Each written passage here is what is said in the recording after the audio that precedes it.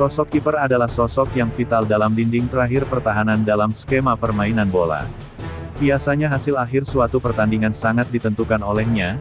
Jika bermain bagus selama 90 menit dengan melakukan berbagai aksi heroik, bisa dipastikan tim yang belanya bisa memenangkan suatu pertandingan.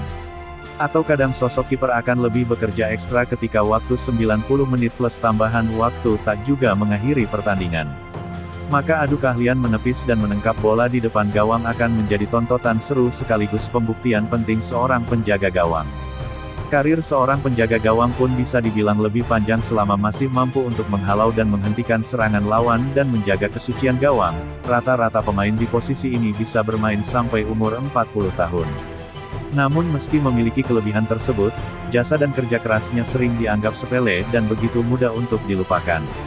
Berbeda dengan pemain yang berposisi sebagai playmaker yang akan dikenang dengan cara bermainnya yang apik atau pemain di posisi striker yang selalu dikenang karena kemampuannya membobol gawang lawan dan mempersembahkan kemenangan. Padahal penjaga gawang juga melakukan hal yang sama beratnya. Dari sekian banyak penjaga gawang yang bermain di dunia ini, ada beberapa nama yang terlupakan setelah mencapai puncak karirnya, bahkan ada yang tersisih karena kedatangan nafas segar dan wajah baru guna investasi jangka panjang suatu klub. Siapa saja mereka? Berikut ulasannya. Nama pertama ada kiper gempal dari Brasil Júlio César. Sama seperti pemain asal Brasil lainnya, bakat besar dari negeri Samba selalu mengawali karir dari sepak bola jalanan. Begitu juga Júlio César muda mengawalinya dari bermain futsal. Setelah ketertarikan pada sepak bola yang begitu besar, Júlio muda pun bergabung dengan klub Flamengo muda usia 20 tahun, Flamengo B, dan di tahun 2000 pun dirinya menembus tim utama Flamengo. 5 tahun mengawal gawang Flamengo dan menunjukkan performa apik, Inter Milan pun memboyongnya ke Giuseppe Meazza. Kedatangannya pada 2005 itu pun dibarengi saat Inter belanja pemain besar-besaran seperti Edgar Davids, Esteban Cambiaso hingga kembalinya Veron dari rentalannya di Chelsea. Namun musim pertamanya di Inter masih harus mengalami masa rentalan ke Chievo Verona karena kalah tempat dengan kiper muda yang datangnya bareng Júlio César, yakni Carini. Setengah musim di Chievo, Júlio César pun berhasil merebut tempat utamanya di bawah Mister Il Nerazzurri. Sejak saat itulah Júlio César menjadi kiper utama di bawah asuhan Roberto Mancini. Raihan 3 kali juara Liga Italia secara beruntun, serta 2 kali Piala Super Italia pun berhasil dia raih sejak musim 2004 hingga 2008.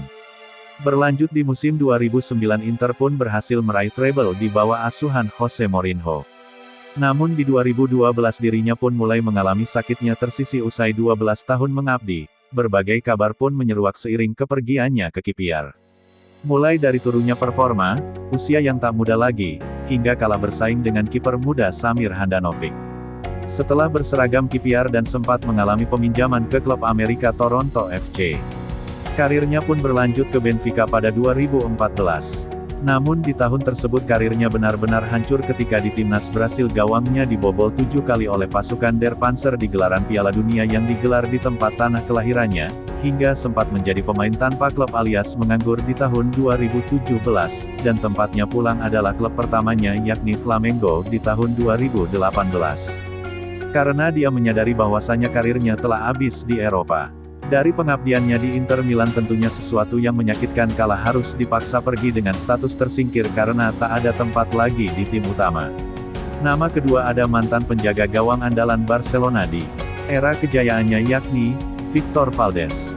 Valdés sejatinya adalah putra Katalan asli yang berasal dari kota kecil di timur laut Spanyol. Sama seperti anak-anak kecil di Katalan lainnya, berseragam Barcelona adalah wajib hukumnya bila ingin menuai sukses di karir sepak bolanya. Alhasil Valdés muda pun yang masih berusia 14 tahun masuk Akademi La Masia Under 16 pada tahun 1996. Potensinya pun membuatnya terus bertahan di akademi tersebut dan terus berkembang hingga mampu menembus tim utama Barca pada tahun 2002, bersama Andres Iniesta dan Mikel Arteta. Di tim utama Barcelona dirinya pun mampu merebut posisi Pinto sebagai kiper utama sebelumnya. Kerja kerasnya di bawah arahan seorang Pep Guardiola telah menghasilkan berbagai pencapaian mulai dari 6 kali juara La Liga, 6 kali Copa del Rey, 2 kali Piala Raja, 3 kali juara Liga Champions, 2 kali Piala Dunia antar klub hingga mampu membuatnya menembus timnas Spanyol dan meraih Euro 2012 serta Piala Dunia Brasil 2014. Terlepas dari pengabdian seorang Valdés selama 20 tahun bagi tim yang begitu dia banggakan, nasibnya tak jauh berbeda dengan kiper lainnya, dia pun harus tersisih dari skuad utama di Barcelona.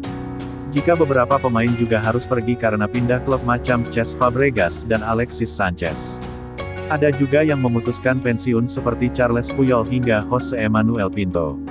Namun sadisnya seorang Victor Valdés harus tersisih sebagai kesakitan karena tak diperpanjang kontraknya di Catalan dan harus terima menjadi pengangguran. Sungguh sebuah balasan yang tak sesuai harapan. Setelah setengah tahun berstatus pengangguran, di tahun 2015 Manchester United di bawah asuhan Louis van Gaal, secara cuma-cuma memberikan kontrak jangka pendek 1 tahun. Namun bukannya menjadi kiper utama, Valdés pun hanya menjadi opsi keempat setelah De Gea, Dean Henderson dan Sergio Romero, dan dirinya harus menjalani masa perentalan ke klub Belgia Standard Liège. Seorang Valdés hanya mampu mencatatkan 2 kali penampilan di Old Trafford. Di tahun 2016 keputusannya keluar dari Old Trafford pun sudah bulat, daripada hanya jadi pemain rentalan dan tak tentu mainnya, sang kiper pun memilih labuhan baru Middlesbrough secara bebas transfer. Meski saat itu De Boro masuk jurang degradasi, dan ketika tim ini resmi degradasi Valdés pun memutuskan untuk pensiun, padahal saat itu De Boro kedatangan Lord Martin Braithwaite. Nama ketiga ada korban pertama kekejaman era Los Blancos Galacticos. Dialah sang kapten Iker Casillas. Siapa yang tak kenal dengan penjaga gawang yang satu ini, selain wajahnya yang menarik kaum hawa, kemampuannya mengawal gawang Real Madrid dan timnas Spanyol tidak diragukan lagi.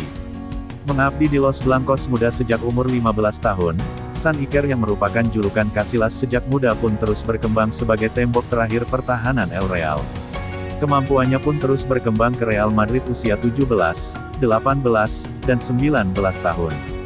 Dan 2 tahun berselang usai membuktikan diri di Real Madrid C dan Castilla, tim utama pun sanggup dia tembus di tahun 1999 atau ketika masih berusia 18 tahun, sekaligus pemain promosi termuda. Bersama Samuel Eto'o, Nicolas Anelka hingga Michel Salgado, Casillas langsung menjadi starting 11 di bawah arahan entrenador asal Wales John Toshack. Di musim berikutnya kedatangan Vicente Del Bosque pun membuat tempatnya di bawah Mister El Real tak terganti hingga tahun 2015, 16 tahun selalu menjadi pilihan utama, gelar yang didapatnya pun terbilang melimpah, mulai dari 5 kali juara La Liga, 2 kali Copa del Rey, 4 kali Piala Raja, 3 kali Liga Champions, 2 kali Euro, dan puncaknya mengantar Spanyol bertahta di Brasil bersama pelatih yang sama ketika ia masih di tim muda Real Madrid. Selama 16 tahun membela Panji ibu kota, total San Iker mencatatkan 725 pertandingan, dari jerih payahnya tersebut balasan. Sang presiden Florentino Perez pun tak main-main, ketika kontraknya habis Iker Casillas didepak secara gratis ke klub Portugal FC Porto, guna memberi tempat kepada Keylor Navas. Isak tangis pun ia luapkan ketika perpisahannya di publik Santiago Bernabeu. Setelahnya pengabdiannya di Porto pun berbuah manis dengan raihan 1 kali menjuarai Liga Portugal dan 2 kali meraih Piala Portugal. Di klub ini jugalah seorang Iker Casillas memutuskan untuk gantung sepatu di umur 39 tahun. Nama terakhir adalah penerus San Iker di Real Madrid sekaligus yang membuatnya tersingkir dari skuad Madrid, Keylor Navas. Entah mendapat karma atau memang sudah nasib pemain El Real yang harus mengalami kesakitan dengan didepak secara halus. Bergabung dengan El Real pada tahun 2014 usai gelaran Piala Dunia Brasil. Dirinya dan James Rodriguez, Toni Kroos hingga Chicarito Hernandez menjadi rekrutan baru usai bersinar ketika membela Panji Timnas di gelaran Piala Dunia 2014. Dirinya langsung menjadi pelengkap Los Galacticos baru era Ancelotti setelah meraih pemain terbaik La Liga bersama Levante di musim sebelumnya, dan dipoles sempurna oleh Zinedine Zidane usai meneruskan tongkat kepelatihan Ancelotti yang hijrah menangani Bayern Munchen. Terbilang singkat ketika berseragam Real Madrid, raihan trofi yang diraihnya tak bisa dibilang sedikit. Seperti 3 kali juara Liga Champions dan Piala Super Eropa secara beruntun, 1 kali juara La Liga, 1 kali Copa del Rey dan 4 kali juara Piala Dunia antar klub. Pada 2018 secara mengejutkan El Real mendatangkan seorang Thibaut Courtois dari Chelsea, dan sudah bisa ditebak di tahun berikutnya Keylor Navas harus angkat kaki dari Santiago Bernabeu untuk melanjutkan petualangannya ke klub Paris Saint-Germain. Di PSG dirinya masih mampu mengukir tinta emas dengan raihan 2 kali juara Ligue 1, 2 kali Piala Perancis dan Piala Liga. Namun lagi-lagi nasib sial kembali menimpanya, Kedatangan Gianluigi Donnarumma membuatnya harus rela memberikan pos utama penjaga gawang ke kiper asal Italia tersebut. Penuh sesaknya slot persaingan penjaga gawang lapis di tim Sultan PSG membuatnya harus menerima menjadi pemain rentalan ke Nottingham Forest di deadline bursa transfer musim dingin ini. Sungguh menyedihkan dirinya harus dua kali tersisih sebagai bagian ambisi besar sang pemilik klub padahal Navas termasuk talenta besar di dunia sepak bola. Itulah tadi 4 nama penjaga gawang yang mengalami kesakitan meski telah mengabdi, membela dan menunjukkan kesetiaannya kepada suatu klub namun harus tersisih karena begitu cepatnya transisi dan pola permainan sepak bola di era modern ini. Terima kasih sudah menonton, jangan lupa untuk menekan tombol like dan subscribe.